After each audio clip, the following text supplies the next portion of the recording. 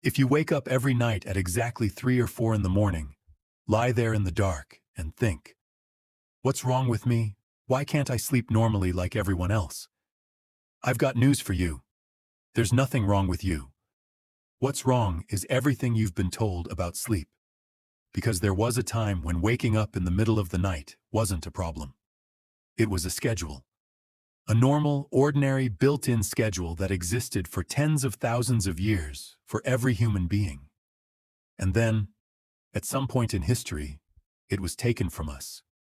Quietly. Without explanation. And now millions of people take sleeping pills at night. Google, why do I wake up at the same time every night? And feel broken over something that might actually be wired into them at the level of their DNA. Today we're going to break down what biphasic sleep is, how we even know ancient humans slept this way, what they did during that mysterious hour of wakefulness between the two sleeps, and, the most interesting part, who stole that second half of the night from us, and why. Stick around till the end, because there's an experiment that proves your body still remembers this old rhythm, even if you don't remember it yourself. Okay. Picture a completely ordinary night, except not in your apartment. Somewhere around 500 years ago, before houses had electricity. A person goes to bed as soon as it gets dark. No phone, no show playing in the background, no just 5 more minutes scrolling. It got dark. Time for bed. He falls asleep, sleeps for a few hours, and then wakes up.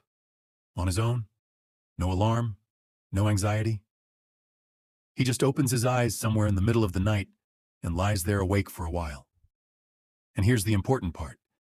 He doesn't panic. He doesn't grab his phone to check the time.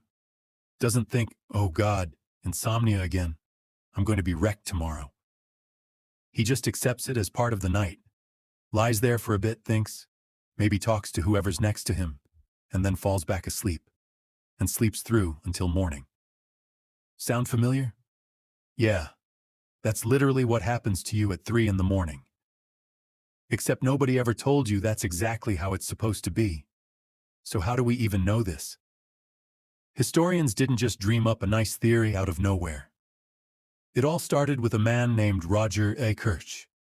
He's a historian, and for years he dug through old texts, court records, letters, diaries, even medical documents, starting from the 14th century and later. And he noticed something strange. These texts kept mentioning over and over two odd phrases: first sleep and second sleep. People wrote about it like it was the most ordinary part of the day. In one court case, a witness described something that happened between the first and second sleep. In a medical treatise, a doctor advised doing a certain thing specifically during the gap between the two sleeps, because the body supposedly absorbed it better at that hour. In other words, this wasn't some rare quirk of one strange person. It was so ordinary that people wrote about it the way we'd write after lunch or before dinner. And the more E. Kirch dug, the more confirmation he found. It turned out mentions of first and second sleep showed up in texts across different languages, in different European countries, over hundreds of years. This wasn't some local habit in one village. It was the norm for nearly all of pre-industrial civilization, up until a certain point. Fine, you might say, so they slept in 2 shifts. What did they actually do during that break in the middle of the night? They weren't just staring at the ceiling for hours. And here's where it gets really interesting. That gap between the first and second sleep clearly wasn't considered wasted time. Based on the records, people used it quite actively, just quietly, so as not to wake everyone else in the house. Some prayed. Some talked quietly with their spouse in the dark. And according to some records, quite a few children were conceived during this exact hour, because it was a calm, private time free of the day's worries. Some did small chores around the house, added wood to the fire, checked on the livestock, mended clothes by the glow of dying embers, and some just lay there and thought. And that, by the way, might have served a purpose far more important than it seems at first glance.